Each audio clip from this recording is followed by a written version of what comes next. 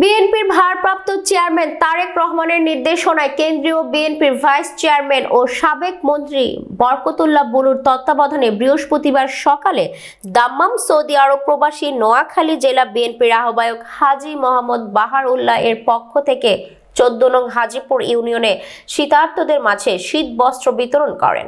এ সময় অতিথি হিসেবে উপস্থিত ছিলেন বেগমগঞ্জ উপজেলা বিএনপির সভাপতি কামাখ্যা চন্দ্র দাস, বেগমগঞ্জ উপজেলা যুবদলের আহ্বায়ক রুস্তম আলী, হাজীপুর ইউনিয়ন বিএনপির সাবেক সহ সভাপতি আব্দুল মতিন, সাবেক যুবদলের সভাপতি সরওয়ার, ইউনিয়ন স্বেচ্ছাসেবক দলের আহ্বায়ক জিয়াউল আলম টিটো, হাজীপুর ইউনিয়ন ছাত্র দলের সভাপতি আলাউদ্দিন, সাধারণ সম্পাদক নাইমুল হাসান নাবিল সহ অনেকেই।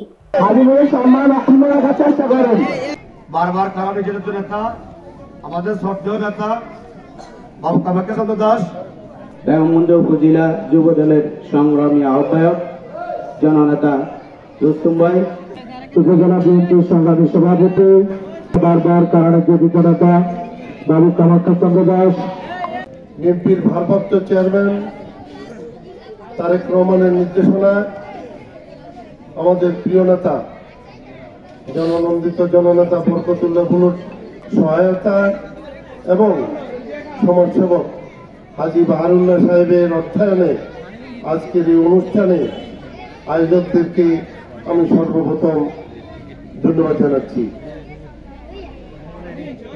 জানাচ্ছি।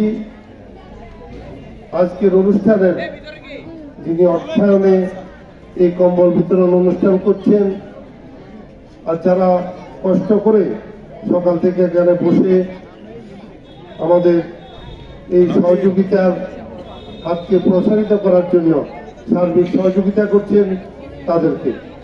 বিএনপি ভারপ্রাপ্ত চেয়ারম্যান জনাব তারেক রহমানের নির্দেশে জনাব বরকতুল্লাহ বুলু ভাই সাবেক সংসদ সদস্য, সাবেক মন্ত্রী, সারবার নির্বাচিত সংসদ সদস্য, ওনার তত্ত্বাবধানে 14 নং হাজীপুর ইউনিয়ন কর্তৃক কম্বল বিতরণ করতেছি এবং ভবিষ্যতেও যেন করতে পারি, মানুষের পাশে থাকতে পারি। সবাই আমার জন্য দোয়া করবেন, আমার নেতার জন্য দোয়া করবেন।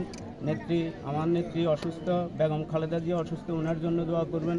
বরকতুল্লাহ বুলু ভাইয়ের জন্য দোয়া করবেন। আসসালামু আলাইকুম।